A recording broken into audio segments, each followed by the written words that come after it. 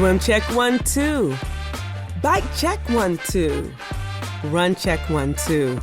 I think we're ready. Let's try this. Welcome to the Tri Beginner's Luck podcast, a podcast where we explore the sport of triathlon from a variety of perspectives to help beginner triathletes on their journey. I am your host, Mashonda Shines.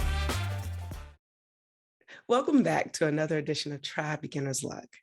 We're wrapping up this series of beginners, Time to Try. I'm so grateful for the opportunity that I've had to speak with all the beginners thus far. And today continues that gratefulness because I have with me someone from the team that I got to interview earlier in this season. Y'all remember in February when I talked to Khadijah? Oh yeah. So I have someone who's a beginner from her team who just raced a couple of weeks ago. Of course, the team we're talking about is Diversity Infusion Syndicate by Khadijah. I didn't forget that, Khadijah. So I get to bring to you today someone from her team, Nargis Fontaine. Nargis Fontaine, welcome to Tri Beginner's Luck. Thank you. I appreciate the warm welcome. Did I say your name correctly? Yes, you did. For the 100th time, I finally got it right. Yeah. It's okay. It's not okay. You know, and I say it's not okay because if you tell someone how to pronounce your name, for me, I take it personal because I want to get your name correct, right? And so as an announcer, that's important to me. And I announce people's names wrong all the time, not by choice or not on purpose, but just because sometimes you can't pronounce the names. But I always tell people, hey, come tell me how to pronounce your name. I will literally write a note down. And when I see that number comes up, I look down and I have to spell it phonetically for myself to get it because I think it's important. You were named that for a reason. And so we got to put some respect on your name. So welcome. I appreciate that. Welcome. Thank you. Yeah, I'm so excited to have you. I remember when Khadijah was doing her applications and she was getting people in. I remember when you guys were announced on Instagram Live. I also remember seeing you guys working out throughout this season. But most importantly, at the beginning of June, you guys had a training camp, which was lit. And I want to talk a little bit about all that stuff, because this is your first year. So let's just jump right into it to find out why triathlon. It was kind of one of those why not situations for me. I've always enjoyed sports. I've always admired, Olympians and those who kind of train at professional levels. Or, even just individuals who are able to kind of have professional careers and still run a Boston Marathon. It's like, what am I doing with my life that y'all are able to be this disciplined? So a friend of mine actually competed last year. Excuse me, she's from the D.I.S.K class from last year, Nora. And we were out camping.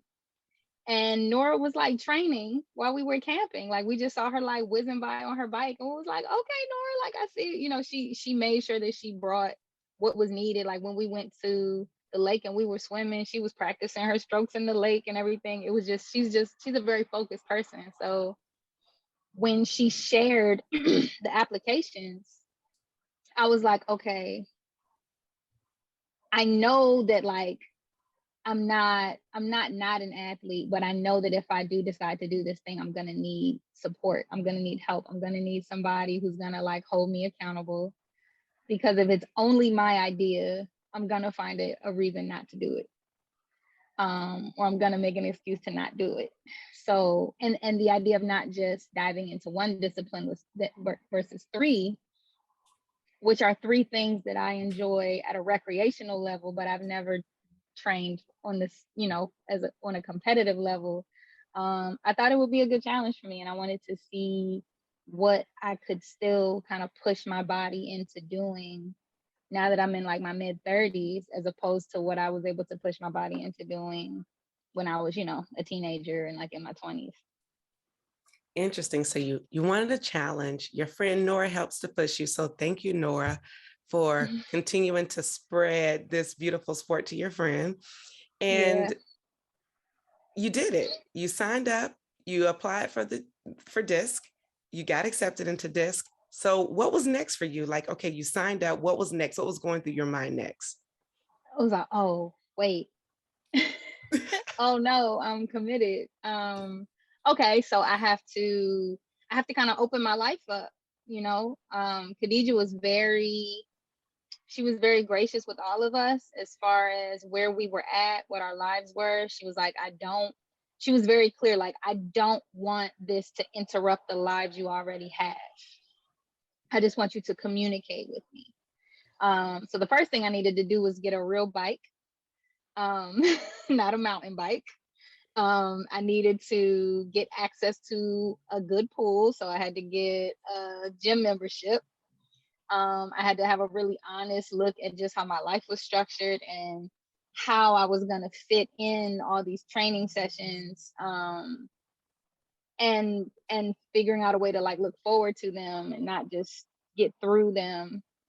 So I had a conversation with my circle. I had a conversation with my husband, with my family, and I was just like, hey, y'all, I got picked for this thing. I'm really excited. And I need you guys to help hold me accountable for doing this thing too.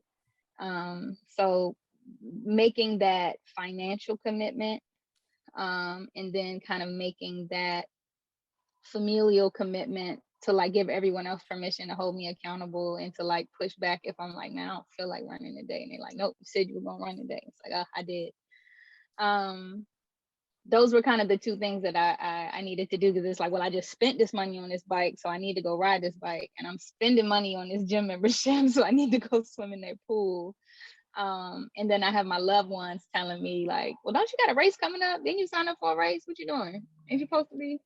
So I love that, right? I love the fact that you signed up, you bought the bike, you got the gym membership, and once you put money out there, you look at it a little bit different. It's yeah. interesting. Jenny, who we interviewed last week, she was like, look, once you just spend the money, do it. Because once you spend your money to do something, you're committed, because you're Yep. committed on a financial level, and then everything else will like, work itself out. But you got your family involved. That's so important, because if you don't have your family and friends to support you through this, you can get defeated. You won't be as Definitely. motivated. But what I love about what you said is I needed something to look forward to and not just get through. I should drop my pen right now, because that's a whole nugget. You know how many times you hear people say, man, I gotta go do this workout. No, you Yeah. get to go do this workout. And I'm guilty, but it's like flipping the script. Like, I'm looking forward to this workout today, because that may change my mind when I got these intervals, or when I have this long depletion ride. It changes the game a little bit. And so I appreciate you for saying that you wanted to look forward to doing the training versus just monstering through it and getting through it. I love it. And that doesn't mean that there weren't some muster moments, but I knew if I was gonna stick with it, I didn't want to just be like, oh, here go these workouts Khadijah's making me do. You Right. know what I mean? Like, it has to be like, no, I am so looking forward to seeing my progress.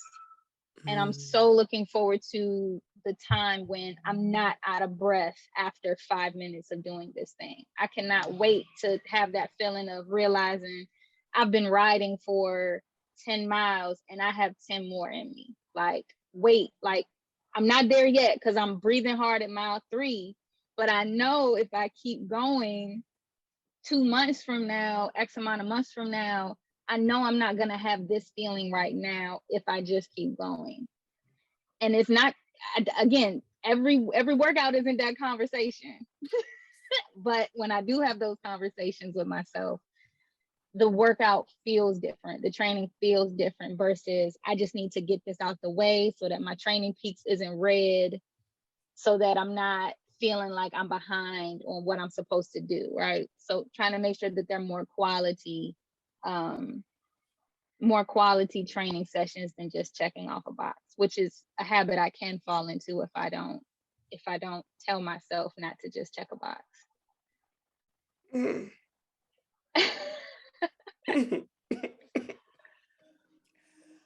Okay. I love, you're hitting me a little bit when you said the Oh, quality workouts versus checking off a box. yeah. But that's true. And not just true with working out. I think that's true in life. I had a mentor tell me when I was younger, i.e., in December, um, don't just do something to check off the box, Mashonda. Just do it. And if you need more time to do it, tell people you need more time to do it, but don't just be checking off the box. And so to hear you say that at this stage in the game, it just shows the level of athleticism that you carry. And I appreciate that mindset, because whoever is listening to this, Nargis and I was talking prior to, starting this interview. And I was saying how I'm in a transition, like literally, with work and coming to do this interview, and you were traveling doing this, to get to this interview. And I was like, man, life simulates transitions all the time. And she was like, oh yeah, I didn't think about that. But what we do really does simulate life to a certain degree. Anyway, not to get all deep and philosophical, it's too early for that in the interview, but it does. And so I love the fact that you just checked me without checking me, because you didn't even know you were checking me. Cool. Oh, okay. So we got our training peak set up.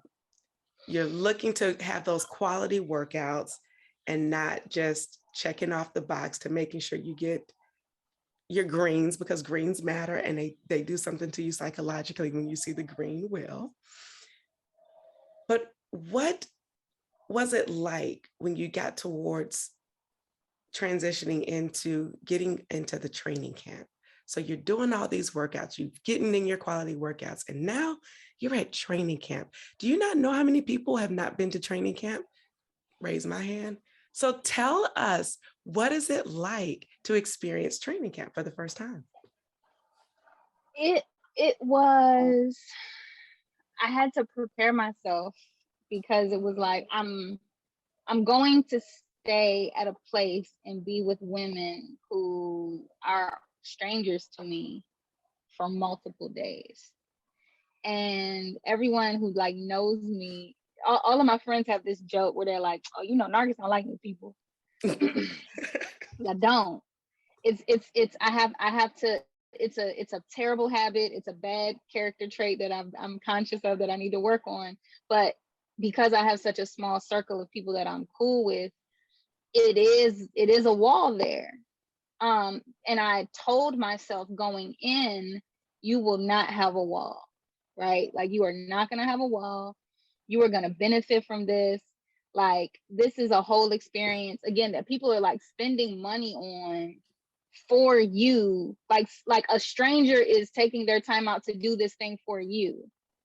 You know what I mean? So it was like, I had to put myself in this mindset of being receptive and being, I mean, I know you've been in DC for a little bit, people from the area, we not we can be different. We can be an acquired taste. A whole acquired taste. We can be an acquired taste, I ain't gonna put it on the whole area, but a lot Not of like this us is just, Georgia it's peaches. just a Nargis thing. Not like us Georgia peaches. Us Georgia peaches, we so nice and sweet. If it's a ripe one, some of the other ones, it depends on the peach. But I told myself, and we had check-ins, so like I was familiar with my teammates, but the other athletes who were there, Chrissy and Candace, we didn't know one another, you know what I mean? But literally, like when the door was opened for me, Khadija wasn't even there when I got there, so I'm literally walking into, I don't know anybody for real. Me and Ikea, we haven't necessarily just had straight up dialogue. We've been around for our team meetings, but we don't necessarily have a relationship that exists outside of this. So it was just like this big cloud of like warmth. Like, it was just this big hug that just came out of the door and just like let me in, And it was so impressive to kind of be I guess to kind of be the student, you know, like to kind of come in and like be the Padawan for those who like Star Wars. It's like I'm coming into like this house of Jedis who have X amount of Iron Men under their belt, who are telling me these stories of swimming in the ocean with jellyfish and turtles and running 20 some miles and biking and all, you know what I mean? Like I'm looking at these women with just the biggest googly eyes, these powerful Black women who have not only completed multiple Ironman, like y'all are bosses in your professional life. You're the CEO of what? You're an attorney where? You're an engineer doing what? Like, you know what I mean? Like these are just women who the more I spent time with them, the more I was just like in awe of their womanness and just like how they were carrying themselves. And, you know, they were just so open about just that mindset. Every moment that we had was a teachable moment, whether we were actively training, riding our bikes, running, or if we were just kind of sitting, having a conversation and someone literally sitting with me and saying, this is what you need for your transition. You need to have your shoes here, your towel here, your if you want a snack here, lay it out like this. You're gonna have your bike, you know what I mean? And it was just so many just jewels and nuggets that were just getting dropped that whole weekend. You can't even put a price on that experience. And I can't, you know, I'm not gonna promise everybody. Ours might have been lightning in a bottle. I don't know if everybody's camp is gonna be like that, but I know my D.I.S.K camp was very, very magical and was filled with nothing but just support and encouragement. And, you know, this thing Khadija told me when we were having one of our sessions, because, you know, I do, in full transparency, I do have anxiety. I've had anxiety since I was a child. So I get in my head very easily. And I was telling her, you know, I'm really trying not to mentally psych myself out about this thing.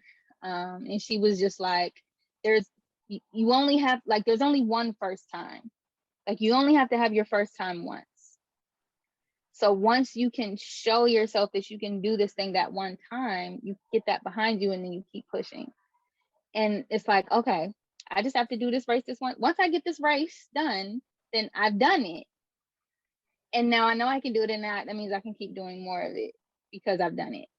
And that's just kind of the mindset that I've had to carry with it. And again, and seeing women who, if I just saw them walking down the street or outside kicking it with their family, I wouldn't think, oh yeah, that's a triathlon. I might think, oh, that's a woman who's in shape, but I wouldn't think that's an Iron Man over there. So to be around just a weekend full of like powerhouse athletes with just all of their years of experience and just willingly sharing it with no strings attached, just because they want to see you be great, because they want to see more women who look like them in that space. It was, you know, it just put a battery in your back. Like, it was just very invigorating, if that's the right word. No, it is. And it was motivating. I love it. Motivating. I want to go back to the little dialogue that Nargis and I had prior. And it's funny how everything works itself out. I'm from Georgia, lived in Atlanta, from Augusta originally, but lived in Atlanta prior to moving to DC, where I currently am. And Nargis just traveled from Georgia to DC. So she's in DC right now. I wish I would have known. Yeah. But that's why we had that little banter, and we could talk about DC folk versus Georgia sweet people like myself. And versus the crabs, the Maryland crabs. Right. So, but no, that is so good to see how you checked your mental and you were like, no, I'm going to have a good experience. And I think so many times we have to do that to ourselves, to be open to receive the goodness. And you received love, you received warmth, you received knowledge, and some boss women, you know, who were able to pour into you. And I think that's so important to have that experience early on, you know, because it does shape who you will be as an athlete. And it shapes your potential, you know, because you're able to sit at the feet of wisdom so that you don't make the same mistakes.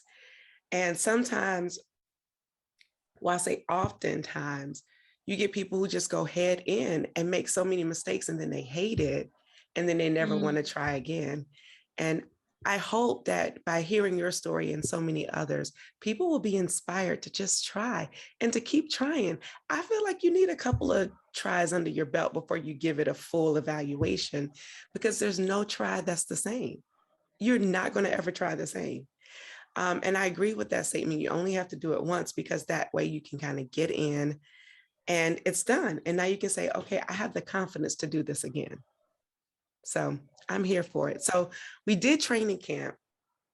So did training camp prepare you for race day? Because I believe your training camp was at the top of the month and your race was maybe 2 weeks later. So how did that transition? Tell me about that. So prior to camp, I had only done open water swim once. The farthest I had ridden was maybe like 14 miles, 14, 15 miles. The farthest I had ran was maybe 3 miles. And it was at my pace. It might have been like at a nice 12-minute pace, maybe 13-minute pace. I might have pushed myself from here to there, but not really. Yeah, so when we get to camp, I'm open water swimming for like 800 meters. We rode the bike for maybe like 23 miles or something like that, and it was like it wasn't a flat 20. You know, and Khadija had us doing these run drills with this cadence, and with the cadence she had us running, I'm running at like they were sprints, they were drills, but I'm running at like 8-minute pace, 8.5-minute pace. And I'm like, oh man, this is new. So I appreciated the opportunity to kind of see what it felt like to train at a level with individuals who had done it before. Cause I'm like, man, that's far. And they're like, yeah, but you're already halfway there. You're fine. You know, it's like, okay, come on, we're going to run together. Let's go. Or, you know, I'm pedaling up this hill and they're just like, hey, you need to change your gears, do this. You're in the highest gear right now. You need to come down a little bit, or we stop. Hey, drink some water. You need to drink water. How many bottles of water do you go? You know, so I'm getting these tips as we're going through it. When I was on my open water swim, it was like, hey, you know, that left hand is kind of coming down a little funny. You need to make sure your left hand is balanced out to your right hand. And I realized the breathing that I had been doing, I wasn't breathing right. I was only breathing to my right. I was leaning to my right. I was like breathing out my nose. So I found myself asking questions that I didn't think I would ask. But again, I'm like, no, be in this moment, take advantage. You are surrounded by Black women who have completed and placed in some cases in all these different races. You better ask your questions and stop playing. So it was like, how do y'all breathe when y'all are swimming? Do y'all breathe out your nose? Do y'all breathe out your mouth? How do you know to get your elbow out? You know, what do you lead with when you bring it? You know what I mean? Because I love Khadija and she's a great coach, but she brought these women around us for a reason. So it's like we need to be picking everybody's brains. Right. And not just kind of falling, because Khadija, you know, she's like, just because it works for me don't mean the next person's advice isn't going to work for you better. Right. So yeah, it definitely, again, I hadn't gone over transition yet. So, you know, Candace is the one who kind of sat and told me how I needed to have my transition set up and what I needed to make sure I did and didn't have. And it was helpful the way that she explained it to me. So it was definitely, it was a huge benefit to have that even 2 weeks going in, even 2 weeks ahead of time, because it helped me kind of buckle down, like, okay, I need to get on a good foot about this. It's 2 weeks away. This isn't the race I'm training for, but this is a race that is approaching. So you need to kind of buckle down and, you know, give people a reason to watch you. Okay, well, let's transition right there. So it's race day. It's race day. Take us to the moment of getting to the race. What was it like going to the race your first time for race morning? I was really conscious of not being overwhelmed. So I was telling myself to not be overwhelmed. I could feel myself being sized up, and that's not a feeling I like.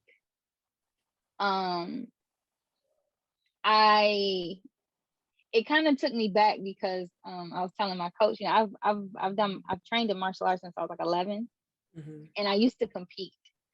And when I would compete, I never liked the feeling of being like visually assessed. Either, you know, like, what is she doing here? Or like, good for you for being out, you know, like, I don't like feeling condescended to or patronized with a glance, or even just overlooked and acting like you don't even see me here. So when I got there, it felt like that. And I was like, don't let that feeling take you over.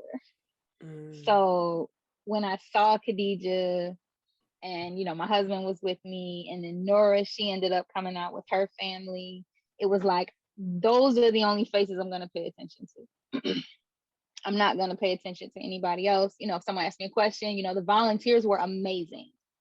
The volunteers were super nice. The staff was really great. There were some athletes who were cool because they knew Khadija. Other athletes, you know, bless them. But it was intimidating, but at the same time, it was like, oh, I can do that. Like, oh, that's where we gotta swim? Oh, okay. Yeah, I can do that. What's the bike course? Oh, okay. Yeah, I can do that. Like, it was very like, this isn't the Boston Marathon. Like, this is something that I'm fully capable of achieving. I fully belong here, just like everyone else does. And I'm not out here to prove literally anything to anybody. I didn't come out there with the mindset of like, oh, I need to win, or, you know, I'm about to place and I'm about to get on this podium. Like, I'm not a competitive person like that. My whole purpose in doing this was, I want to show myself that I can tell myself I'm going to do a thing, and I'm going to put my heart into doing this thing, and I'm going to complete this thing. And my body, my knee isn't going to give out, my back isn't going to start spasming, and my ankle isn't going to go out, my shoulder isn't going to knot up. That was my goal, was to start with the same body that I finished with. And don't worry about who's faster than you or slower than you or anything like that, because I knew that was going to play on my mental if I did. Right. Okay. You focused in. You're going to the water. How was your swim? The swim was good. I changed my breathing up like I said I was going to. The problem is at Callaway, you can walk, like you can put your feet down in the water. And I could see when I was coming up to breathe, people were like running past me as I'm swimming. And I was like, well, that doesn't seem like this, you know, you're not swimming. So I'm like, well, I don't want to burn myself out swimming, and these folks over here walking, and I still got 2 more events that are coming up. Or like, if I'm pausing, because it's like, I'm gonna pause, I'm not gonna burn myself out. If I'm pausing, I'm not gonna pause and tread water and burn myself out even more when folks are literally over here walking. So I'm gonna pause, I'm gonna catch my breath, and I'm gonna put my feet down, and then, okay, I got my breath, and now I'm gonna go back and I'm gonna swim again. Okay. So it wasn't as chaotic as I heard it was going to be, because they did us in waves. So that helped a lot. We could kind of see the people go ahead of us. So my age group was like one of the last 2 groups to go. So we were able to spread out a little bit, but it was kind of like, man, y'all running, y'all not swimming, but that's okay. They're just taking the more efficient way out, you know. Much more efficient. Plug in. We just transitioned into the house. That's what you did. Yeah, I did. I had to transition into inside. Okay. So now that we've transitioned into a house where we got some electricity, you know, charging the phone battery, tell us about your first transition. That's a good segue. Oh man, so I came out the water And I'm like, I gotta get to my bike. I gotta get to my bike. So I came out the water like, charge. And then I hear Khadijah like, don't run. And I was like, okay, let me just do a little power walk, I guess. Cause again, people pass me. So she like kind of cut through the noise and was like, don't run. So I'm like, okay, you know what? She's right. Let me catch my breath. I'm gonna walk confidently with some purpose to my bike. But I'm not going to be caught up in the flurry of everything. Transition is very interesting, seeing how territorial people can be. Apparently I got a good spot because I was on an end rack, but the way that they had our course, we were like an in and out course. So I was at the end of the going out part, but coming back, the entrance was next, like we were in a parking lot. So my entrance was, the coming back entrance was next to the transition, but I couldn't cross the grass and go right to the rack. I had to come all the way in and loop and come all the way back down. So I had to pass all of these other racks. So a lot of people were kind of battling to have that middle section. I just wanted to have my transition set up. So I think the way my transition was set up was fine. Reminding myself to breathe. Okay, cool. Helmet. Do I have my recovery in my bike? Yes, cool. Let me put my shoes on. Oh, let me dry my feet off. Socks, shoes. They told us we didn't need our race belts on our bike, so it was like, okay, cool. Then the other thing that sucked was the monitors that they had on our feet. My monitor broke. So when I'm trying to power walk back, it was a couple people whose monitors had broken. So the woman's like, ma'am, I need to give you a new one. And I'm like, okay, do you know what my bib number is? I already had that. Don't worry. I'm going to just take this one. And I'm like, okay. So I give her my old one. I put the new one on and I'm, trying to transition over. And I try to drink some of my recovery. And then I hear Khadijah, you don't need it. You don't need it, because I'm trying to like put a bottle in my back of my shirt and everything. I'm trying to get on. Sure, you don't need it. I'm like, I'm gonna need it later. So I put it on my bike. Like I'm thirsty. So that was cool. It wasn't as chaotic as I was worried it was gonna be, but it definitely could have been smoother than how I did it. It was my first transition, so I think I passed. You passed. All right. So I believe you said Callaway Gardens. You mentioned it. So you did your race at Callaway Gardens. What's the name of the race? Or what's the name of the race? Ooh, I think because the group that hosted is Tri Columbus. So I think it's Tri Columbus because they had the duathlons and then they had the super sprint. But I believe it's like the Tri Columbus triathlon at Callaway Gardens. Awesome. But I could be wrong. And so you did a super sprint. Mm-hmm. Awesome. So tell me about your bike. The bike.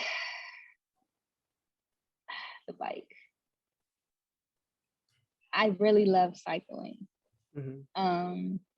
The bike, I think I was a little freaked out because I had just started clipping in the week before. Mm-hmm. So when I went to Tri Camp, I wasn't clipped in. I was just using my shoes. And we swapped my pedals out at Tri Camp, but I hadn't practiced. So I had to practice clipping in maybe like 2 or 3 times on my own. And I was like, okay, I got it. I only fell once. I'm fine. So clipping in and out, transitioning, it was hard. And then what I should have done, I should have gotten my bike serviced before, because 2 of my gears, 2 of my lower gears, which would be kind of like my recovery gears, weren't I guess they weren't transitioning all the way over. So when I would try to like go down, like, oh man, my legs are tired, let me kind of take a break, it would be like clunk, clunk, clunk, clunk. I'm like, oh, I don't want to pop my chain. So I have to go back up into a higher gear, which is working my legs more, which is not what I want to do right now. I'm tired. I don't want to work my legs right now. So I would say I really didn't get comfortable in the bike for maybe like and then maybe like a mile in, it was a crash in front of me. It was these 2 guys coming back, and it was literally like wheels up, sliding on the asphalt. So they're trying to like move guys out of the way because it was a loop. So I guess something happened. Somebody wasn't paying attention to the volunteer. And it was a crash. So I'm pedaling past the crash. I'm trying to get my gears right. I'm trying to make sure I'm clamped in.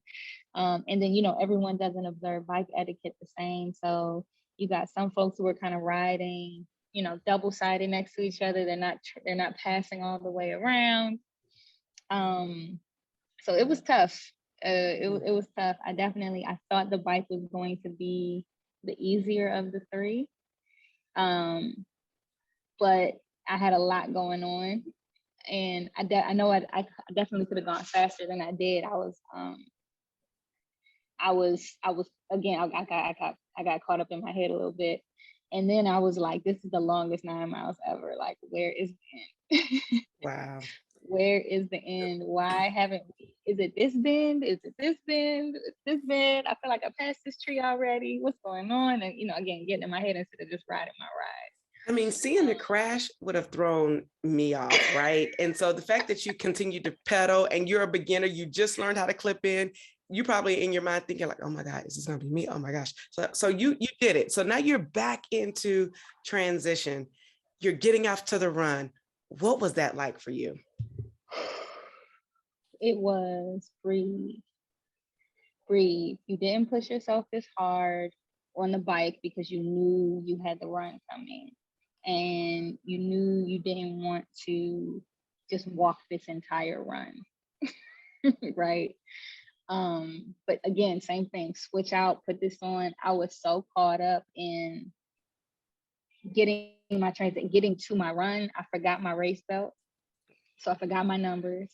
And I'm like, oh man, I'm about to be disqualified because I don't have my bike.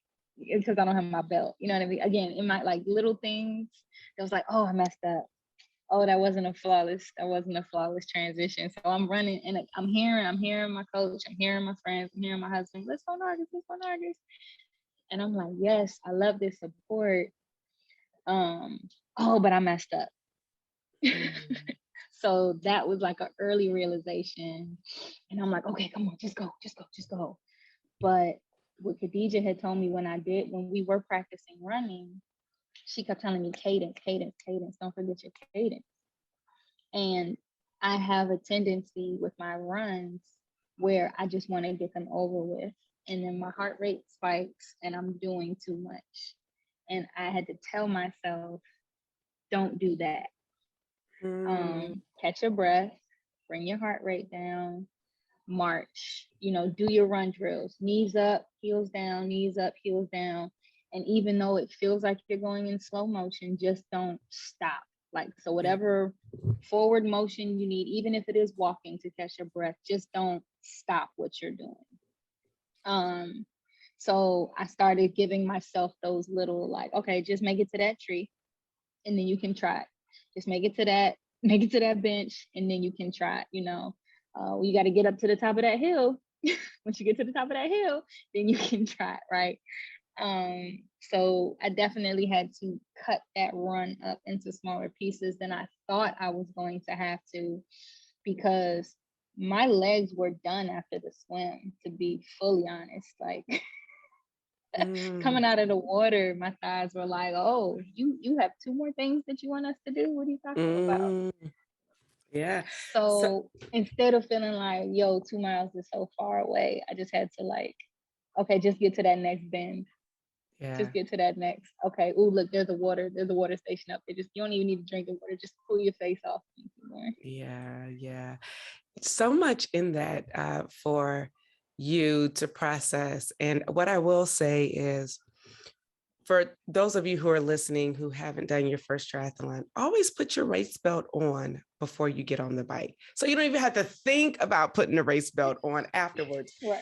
And yes, smaller races are a little bit more generous and they're not going to penalize you as much for not having your race belt, but it is necessary, and it is USAT rules to have your race number and belt or race number shown.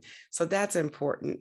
And it's also important if you want your name called out. Like, we want to be like, and here comes 342 Nargis Fontaine doing her first triathlon right here in Callaway Gardens or whatever. Mm-hmm. So we want to be able to give you a shout out because there's nothing more special than to hear your name being called across the finish line when you finish, especially at your first. All right, so we finished the race, and I saw your finish because I saw Khadijah's live. She kept posting you, and you were sprinting into that finish line. So what did it feel like when you finally crossed the finish line? It was all the emotions, right? It was Yeah. relief. It was like, okay, yes, I'm done. It was slight disappointment because it was like, I know I didn't run the hardest run, but I had to keep reminding myself that's not what this race was. This wasn't the race that you didn't come to this race to run your hardest run. Like keep what your initial purpose in mind, what your initial purpose in mind was, right? So, kind of having to give myself the grace. It was a relief. It was, I had a sense of respect for individuals who have been doing it. I had a Some respect for respect on all that of name. the fellow Put some athletes. respect on that try. Very much so, right? I was like, that is difficult. That was very difficult. And that's something that people do multiple times a month. That's something that people do, Yeah.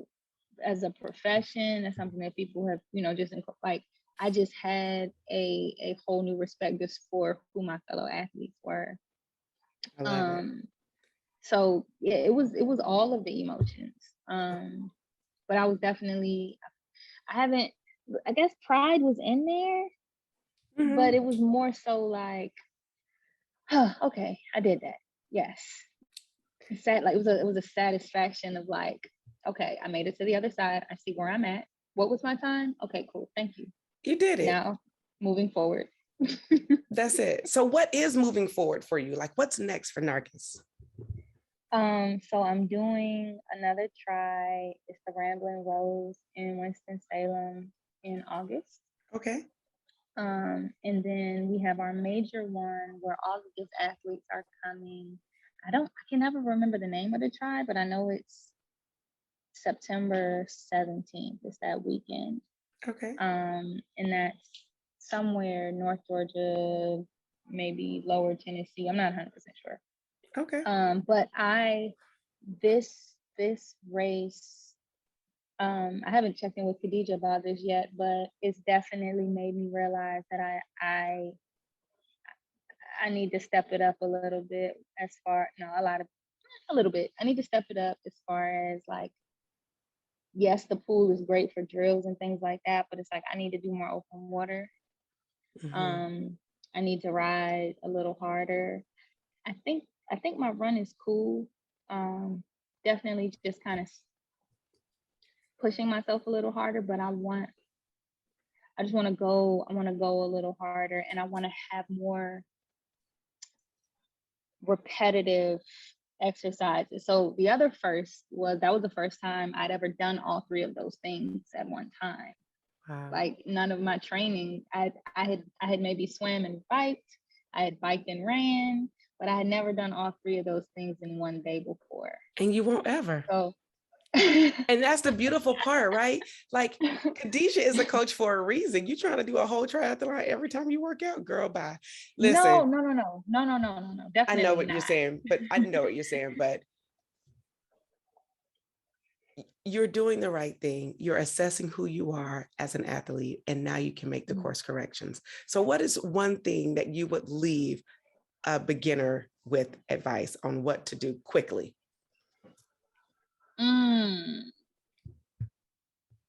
Breathe.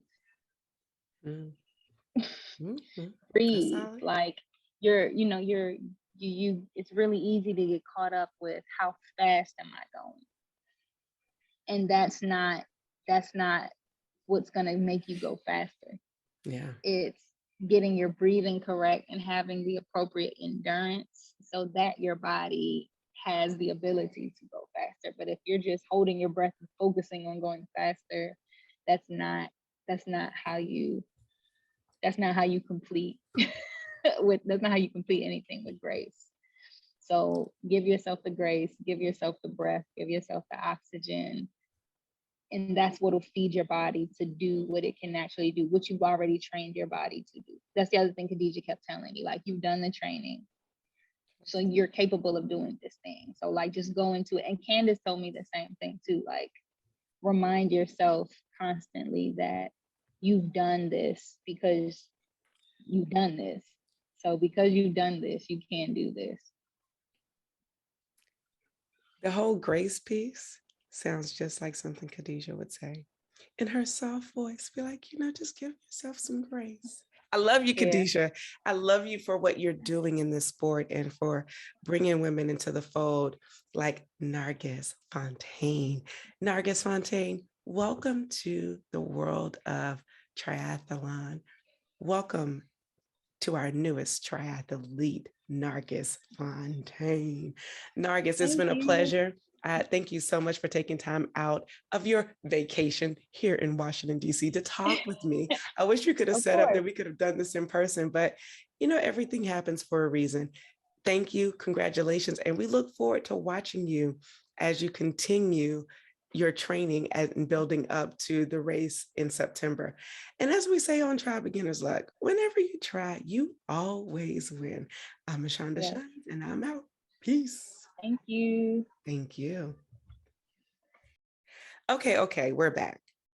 And this time I have 3 ladies that I got a chance to be introduced to through Saj Jabot with Barlow Sports. Okay, yes. You may know who I'm talking about if you follow Barlow Sports. However, these ladies are the future. They are still in high school, and yet they're giving it their best try. They are a part of the Naugatuck Triathlon team, all the way in Connecticut. These ladies are a true representation of what it means to try. And I am really excited to have them as guests on the Try Beginner's Luck podcast, as we are featuring beginners, clearly who I know or who I've been introduced to. So I'm really grateful. And I hope beginners who are listening to this will write us to let us know so that we can share your stories too. Without further ado, I get to welcome Ayana Williams, Jada Costa, and Leticia Donacimento to Try Beginner's Luck. Welcome, ladies. Hi. Hi. Well, it looks like someone is laughing at me. Leticia, did I get it right? Yeah, you got it right. Bam. Yes. Okay, ladies. I've been able to follow your journey on Instagram.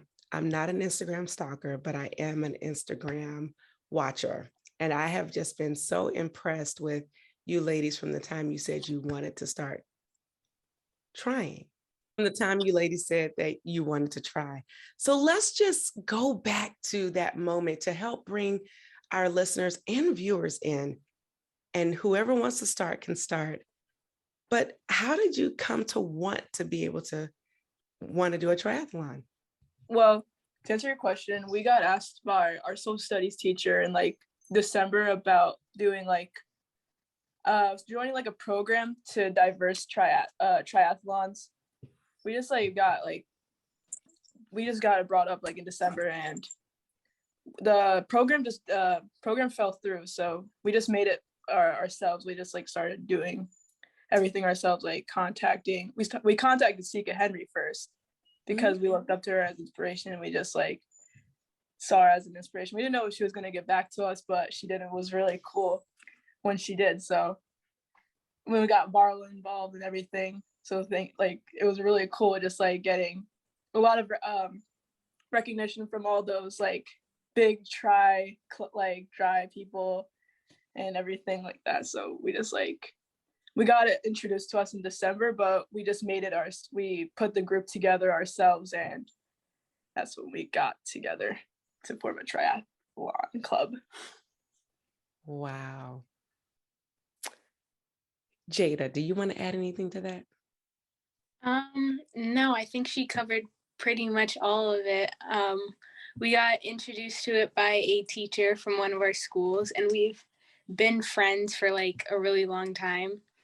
And we all like had different backgrounds in each part of triathlon. Like Ayana and Leticia swim, and I do cross country. So we all have like different parts of it.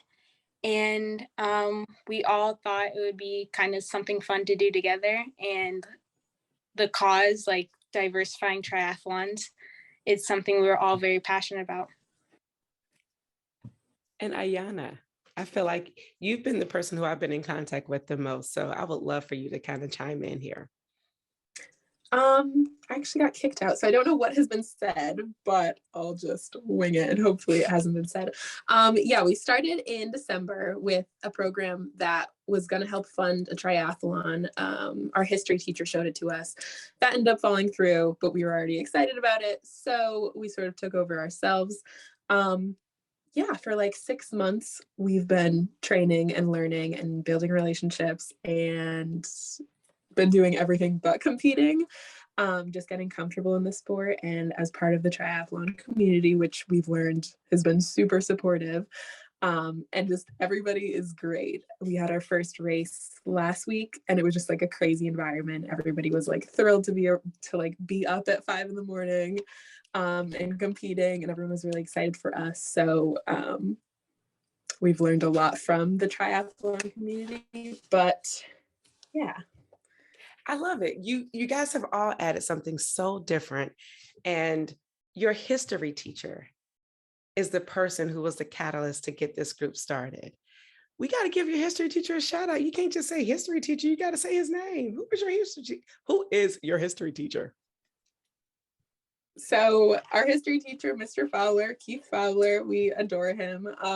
Some of us had him for civics this year. Some of us had him for US history. He kind of teaches a bunch of different classes that we've all had him for. And he's great. So shout out to Mr. Fowler.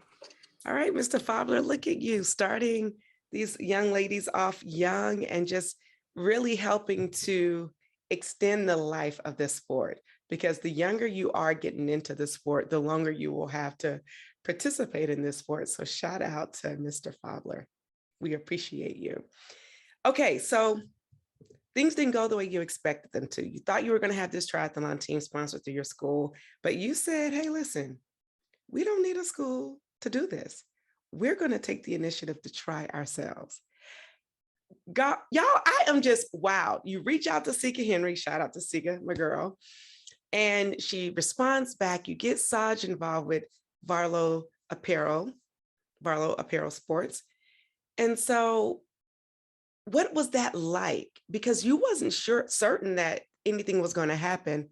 So I want to get an idea of what it was like for you during that time period of trying to get people to help support you on this venture.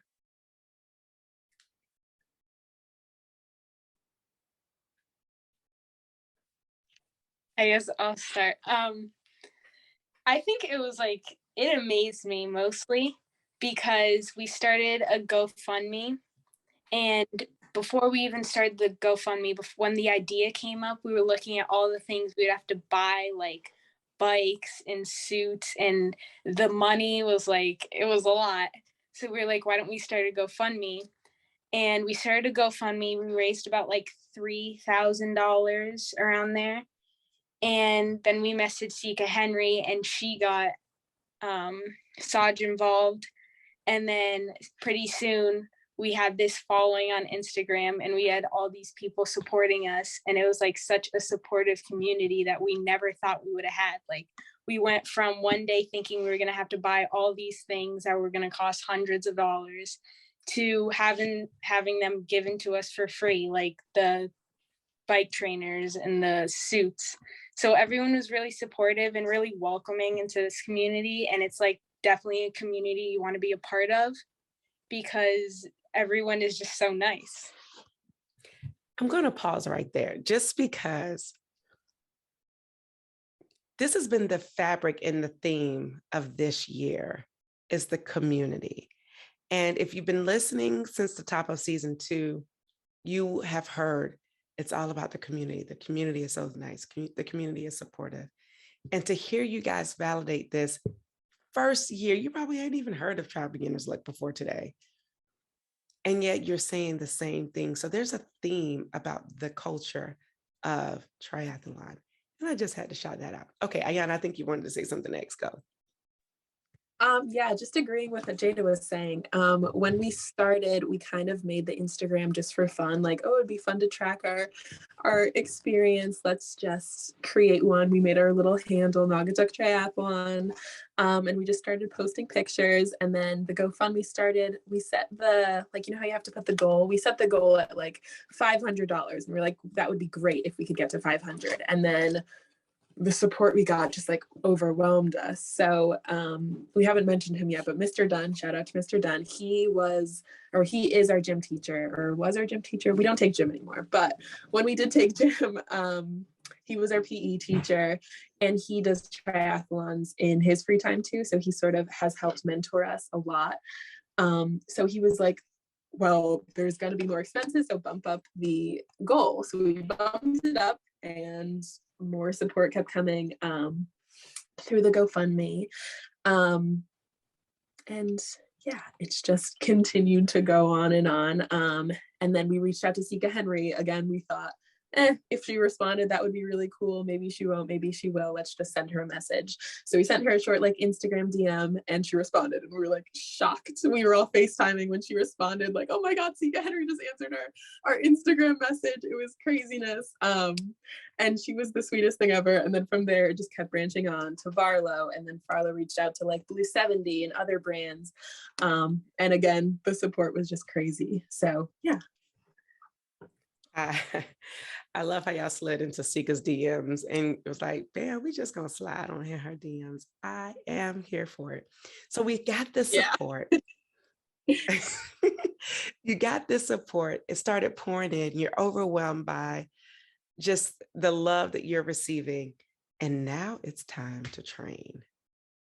What is it like training and being disciplined, as well as having to get your schoolwork? Because that's a lot. So tell me about your work, school, play balance, because you got to have time to hang out with your friends too. So tell me how you guys balanced all that as you started to train for your first triathlon. Well, we were on the track team when like we got everything like brought up to us and stuff. So we were already like training for the running portion. It was just about like training for the swim and the bike. So Sarah's donated us bike trainers for the winter around like February. So we would use the trainers on the bike just to do a few biking, because it was winter over here, you know, New England, like snow and stuff. So we used that for bike training, which was really cool. Those bike trainers are really nice.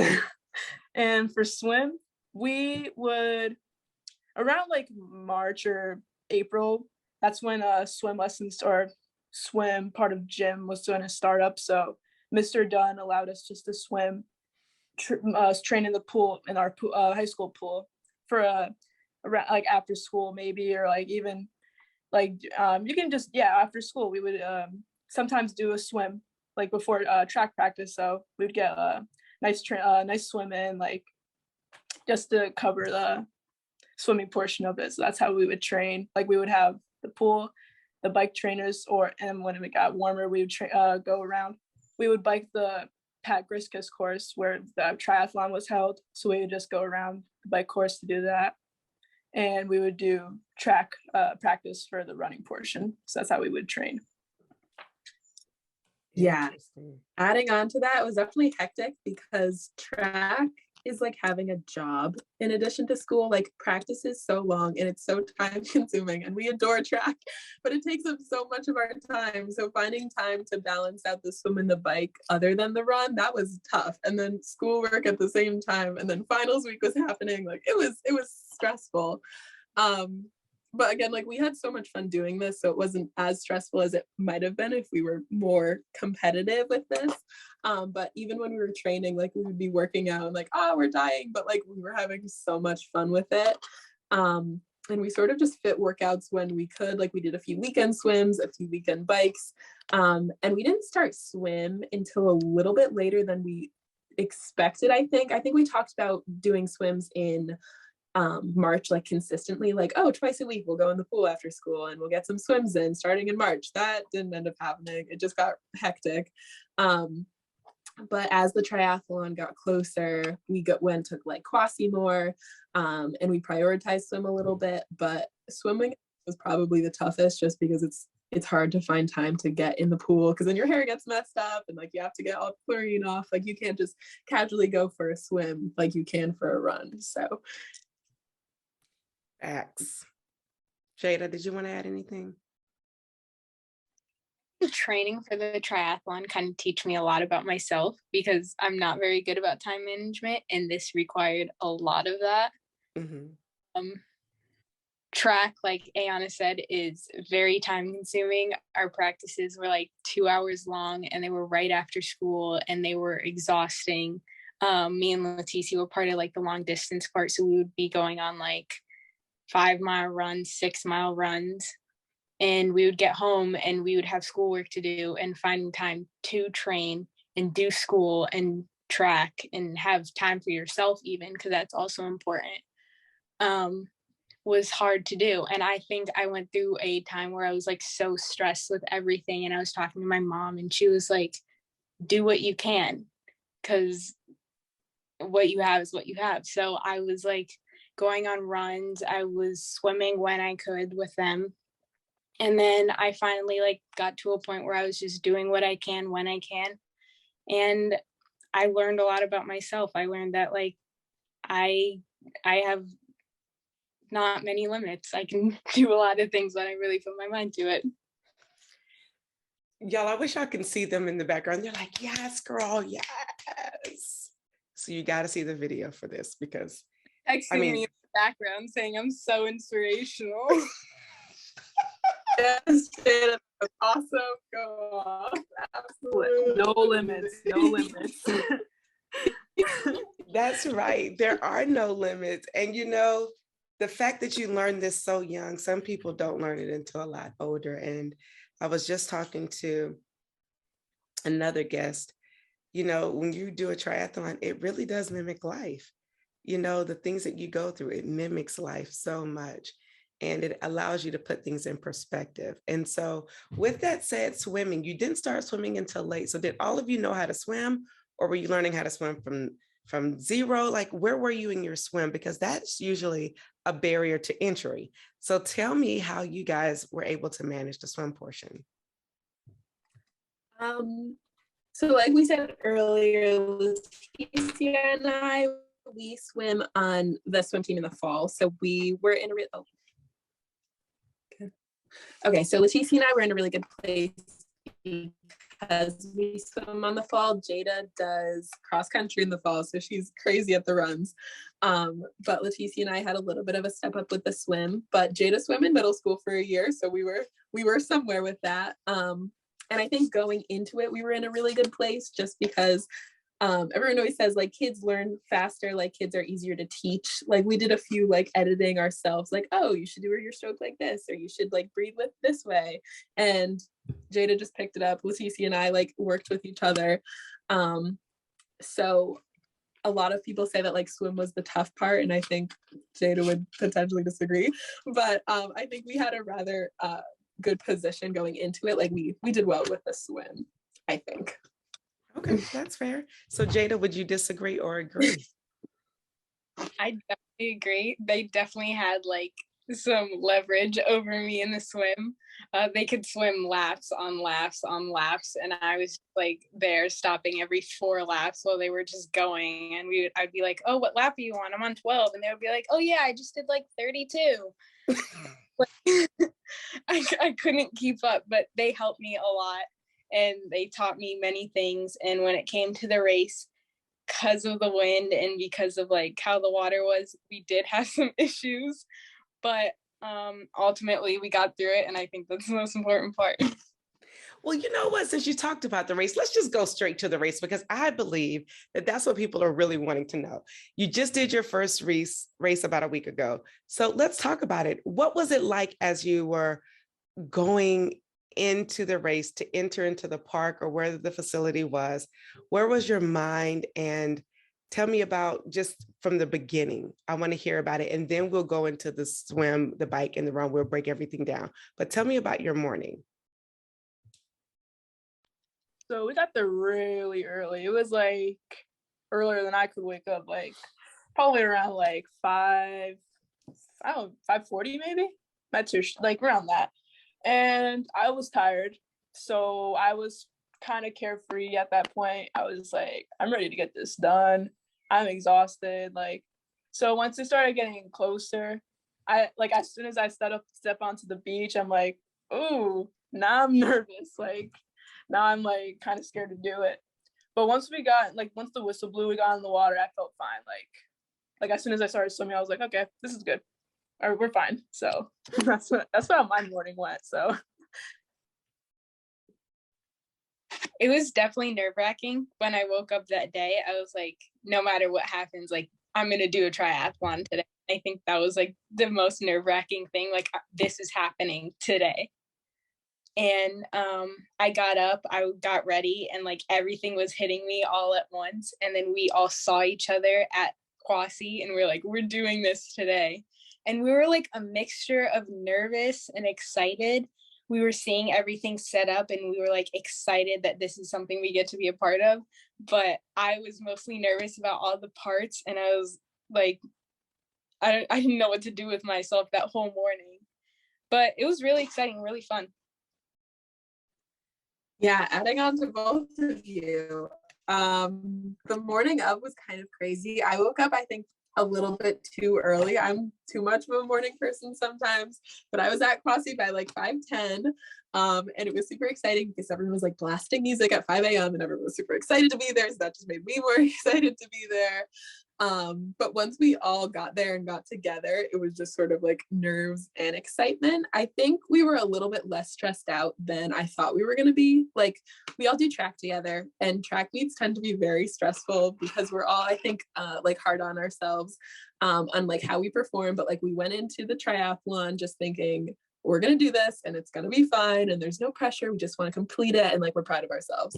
So I think that was definitely a really good mindset to go into it with, because with that, we just had a blast. Of course, nerves, but mostly excitement.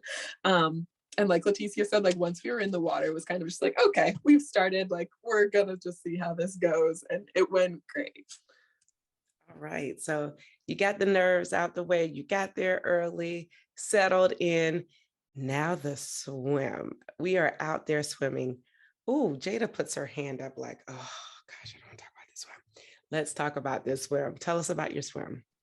Okay, so the swim was probably the worst part of the whole entire triathlon for me because we got there that morning and it was so windy. It was freezing cold, and the water wasn't cold, but it was so choppy. Like there were so many waves. So we got in the water, and I think we go like a couple feet forward, and when I'm supposed to be breathing, I'm getting water in my mouth. So like I'm not like swimming correctly. I have to keep stopping.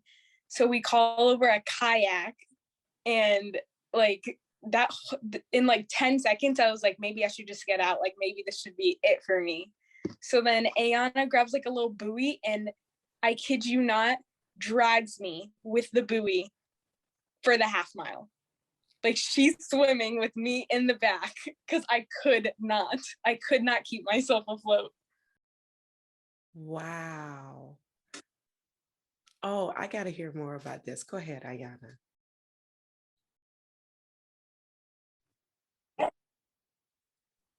Yeah. Okay. So we wanted honesty. This is complete transparency. So it was windy. It wasn't like a little bit windy. It was like windy.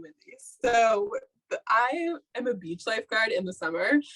It was like we were in the ocean, and all the times that we practiced in Quasi, it was a tabletop. The water, there was not a ripple in the water. But of course, like the one day we're racing, there were big waves. So the way we practiced was not exactly the same conditions as we were performing in. So going in was definitely a little bit tough, because Leticia and I both have the swim background. it wasn't as bad, but Jada, because she's such a great runner and not as strong in the swim, as a team, we struggled, and we were definitely going to stick together through the whole thing. So when Jada started swallowing some water, and there was definitely a little bit of a panic between all three of us, we debated, like, is this going to be where it ends? Like, we're 50 feet into the swim. Is this where it's going to be over? But it was not over from there. We called over a boat, and they gave us a lifeguard buoy, and we tied me up. Jada held on. She kicked from the back. We, as a team, this is like the key part of teamwork. We made it through that swim. How we made it through, perhaps not get into those details, but we did it. We all got out of the water. Nobody died. We all made it through the swim, and we got on the bike. So definitely hectic, but we had a blast, and just in a chaotic way. But you made a memory, and you guys will never forget that. Like, to be honest, that swim has bonded y'all for life. Like, yeah, for sure. You thought the triathlon did, right? Like the training and the whole getting there, the journey would.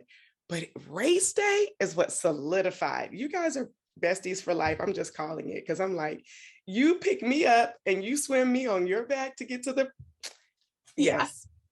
No, and then we're like, oh, Jada, you can carry me for the run because she's a crazy runner. So for the swim, I'll drag you a little bit. And then for the run, you can carry me later. I love it. We're going to get out of this swim by any means necessary. Love it. Wow. So you guys went into the race saying, we're doing this together each step of the way. No one can hear you. Yes. Okay. So you make it to the, I guess, the shore of Kwasi, and now you're heading into transition. How was transition for you ladies? Yeah, it was good. We just, as soon as we got out of the water, we just ran up to our zone.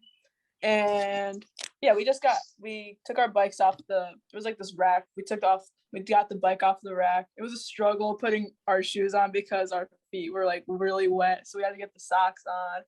Then I had to tie my shoe. So afterwards, and then we got the helmet on, but afterwards it was like pretty smooth. We had to like run the bike to like a certain point. So afterwards, like it was it was good when we got on. So yeah. Okay. So you're on the bike. Tell me about your bike. Because you can't help each other on the bike. So I'm interested to hear how this went down. The bike we had practiced the bike before, and it was rough the day we did it because it was hot and humid. It was like 80 degrees out. So we already had this idea in our mind that the bike was going to be the hardest part for all of us. But once we got to the bike part, we had already overcome that little swim part of it. And we were just having fun with it. There were a lot of hills, like a ton of hills. And there were a lot of people asking us like, oh my God, how many hills are there? There were a lot of hills. There were some steep ones. And I remember when I would go up the hills, I would sing like a little jingle in my head to get me up the hills. I would be like, sing the song out loud, sing it out loud. So I'd be singing like the song out loud to get us all up these hills because they were so bad, but we were laughing and it was like so much fun. And me and Leticia would fly down the downhills and Ayana would be in the back using her being safe. And we would just be like flying down. For me. Okay, what was the song you were singing? I think everybody wants to know the song you were singing, Jada. I was singing the 500. It was like I would walk 500. That like little jingle. It was like a 500-mile song, and I don't know why it was in my head, but it was, and it got us up these hills somehow. Yes. You know what? You've already gone through the waves and the wind. You overcome the hills by singing the 500 jingle. I just want to get to the run. Let's talk about the run because all of you guys are runners. So was the run better? Like, what was your run like? I could not feel my legs. My legs were dead. After that bike, I felt like I was going to flop. Like, as soon as we got to the rack, like my legs were like shaking. I was like, what is going on? I can't feel anything. Like, I don't know how I'm going to do 3 miles. Like, it's crazy. I don't even know how I did that run part because I swear I was like trying to like move my legs like with my arm. Oh my God, it was bad. It was bad. Yeah, it was rough. getting off of the bikes, it's the strange, everyone always tells like, oh, practice getting off the bike and then like run a few miles just so you get used to it.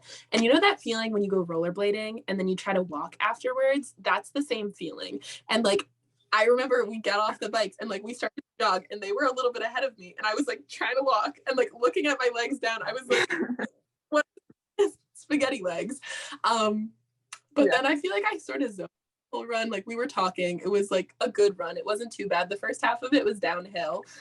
So that was a nice break off of the bike. And then the second half is back up the hill that we just went down. But it wasn't like a super steep hill like the bike was. It was more of like a gradual hill. And we all stuck together through that again. But I feel like it probably went the quickest out of the three. And like I'm probably the weakest runner out of us three, but it wasn't too bad. Yeah. I disagree. I loved the run. The run was the best part of the whole entire thing. I was singing, I was dancing, I was running back. It like she was dancing. She was dancing. Ayana was like, they could put some music up in here. And I was like, don't worry, I can make my own music. So I started singing and we were just running up this hill. Oh, yeah, we're having the time of our lives. And that's when like the run is the last part. So that's when we saw everybody. And we were just like, that was the most fun part because we were finishing on the run. For me, the run was the best part of the whole entire thing. Well, as long as it put a smile on your face, Jada, I'm here for it. It was the best part for you. I'm here for it because you had a rough start. And so you know how they say the saying, it's not about how you start, it's how you finish. And it sounds like to me, you had a pretty darn strong finish. Yeah, definitely. You guys are so amazing. So you finished your first try. Looking back over all the things starting in December, you've overcome so much. What would you tell someone who is tri-curious, wanting to start, but doesn't know how, scared? What would you advise them to do? What advice would you give a beginner? Well, I guess the birds want to tell them something. Yeah, you hear them in the background. I'd say probably just to sign up for one, because I think we had a lot of time to train, but like completely honestly, we did not train consistently until the triathlon got really close. So we did a lot of, I'm going to go with learning about triathlons for a few months, but we didn't start training like consistently until probably April, the end of April.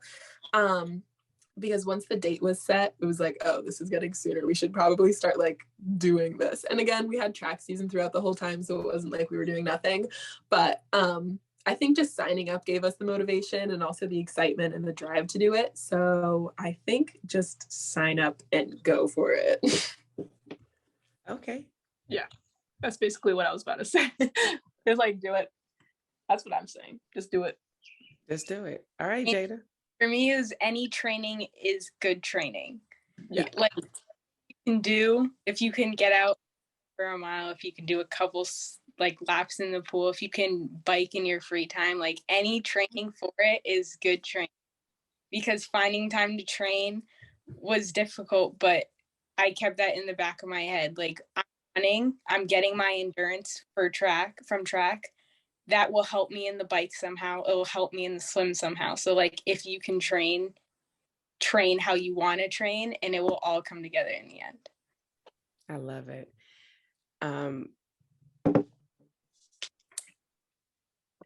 What's cool is that you guys are still in high school and you have your youth, right?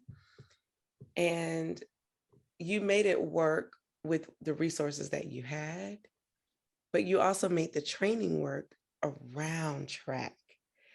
I am always so in awe of student athletes who just go beyond what the call of duty is. And I think these are the skills and the character building and the integrity building that you're building now. And it will carry with you like forever. I think about when I was growing up and, being a student-ish athlete, the principles are there. So now when you face like college and you're in school and you're trying to figure studying and having those late nights, you're going to be like, I did a triathlon. I can do this. You know what I mean? Like I've trained and had to study and had to train for 2 different disciplines. You had to train for tri and cross country and tri and track. And so you're getting this good practice right now. What would you wish you would have known before doing your first triathlon? What is some piece of thing that you're like, man, I wish I would have known this before I started trying?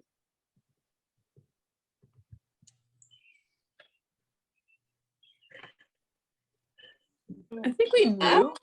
I don't know. I think we had a lot of support before going into the triathlon. We had a lot of support from our coach, Mr. John. Like he definitely like helped us through it. Like he had a lot of experience with triathlons because he did a few Ironmans here and there. Like no big deal. He did a couple of triathlons too. Like he just like I can't.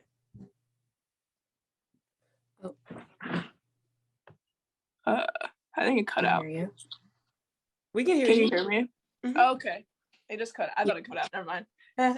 But yeah, he had a lot of experience with triathlon, so he like helped us through it, which I think that's what got us more prepared because of how much like he knew about it. So I guess like since he knew so much, he like taught us a lot, like what to do, like the transitions we practice.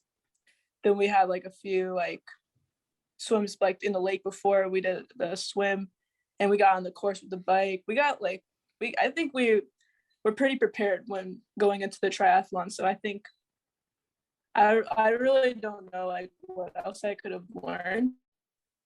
I think we were pretty prepared when going into it. Something that I wish we knew was how fun it would be, because I think the whole time we were really excited about it. But in the back of my head the whole time I was like a little bit stressed, like, oh, June was coming up, oh, the race day is coming up, do I really want to do this anymore? Sort of just like second guessing the whole time, like, is this really going to be a good idea? Should I have not signed up for this? But like now we're committed, like we have a whole triathlon team and like a bunch of people behind us, so we can't really stop now. So I think it was a little bit stressful the whole time, but now that we've competed in our first one, if I could tell my pre-race self that it was going to be totally carefree and so much fun, and there was absolutely nothing to worry about because it was just like a great day. So even with our bumps in the swim and like the run was the wiggly legs, there were definitely the bumps all over the place, but overall it was so much fun. There was nothing to worry about at all. It was just completing it, and we had so much fun. So I would tell myself to not freak out as much because it turned out great. For me, I think I wish I knew all the people that you could like talk to over Instagram or like who knew about triathlons, but because everyone I've talked to had like a little bit of insight that helped me. Like we talked to a professional triathlete really specialized in like the mindset of doing the whole thing, and I think that helped me a lot. Like getting through each part individually, like think about the swim while you're on the swim, think about the bike while you're biking, like don't be thinking about the run while you're biking because that throws you off. I think asking all these different people who are informed about triathlons really helped me educate myself. So I wish I had known, like there were so many people who had a lot of insight on how to get through it. I love it. So who was that who helped you guys with your mindset? There was Lisa Bercalis and Laura Gurdon. We have no idea how to pronounce the last name. Lisa Gurdon, and I have no idea. Well, shout out to them. Cut that part out. Shout out to them. Shout out to them. I love the fact that you guys have been able to really talk to so many different people to get the help that you need. You guys have been very fortunate. What's next for the team?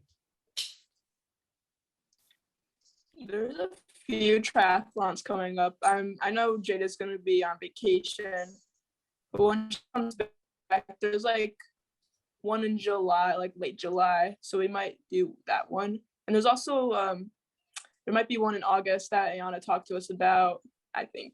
Or there's also one in September. So there's a few options that we could choose from. So yeah, right now it's a little bit tough because we're all going on vacation at different times. Yeah. So doing all of them all together right now is going to be a little bit hard until the end of the summer. But next Thursday, I'm doing a sprint triathlon. Leticia and I talked about doing the July 6th Pat Griskus, which is the same place, same course, I think, and just like a different date. So that one's on July 6th. Leticia and I are debating doing that one still. And then there's one at the end of July, July 28th, which all three of us are going to attempt to do. But again, scheduling is hard because we're all away at different times. And then there's one that we want to try as a relay. It's in the ocean, and I'm really comfortable in the ocean. Others are not super comfortable with all of the fish in the ocean. So we talked about doing that as a relay. I think we would dominate as a relay. So potentially doing that as a sprint or an Olympic. But again, we'll have to talk that through. But that's in August. Okay. Well, tell us how we can catch us as a relay team. We didn't get a chance to talk to them for a very long time, but I hope that they will come back on and just tell us how things are going, maybe how their relay team went. So we're excited that you tried. And we have a saying here at Try Beginner's Luck: whenever you try, you always win. I'm Mashonda, and I'm out with my newly minted triathletes from Naugatuck Triathlon Team. We're out. Peace. Thank you for tuning in and listening to this episode. We need your help so we can continue to try at TBL. So for more information on where you can find and subscribe to this podcast, visit www.trybeginnersluck.com. And don't forget, whenever you try Beginner's Luck, you always win.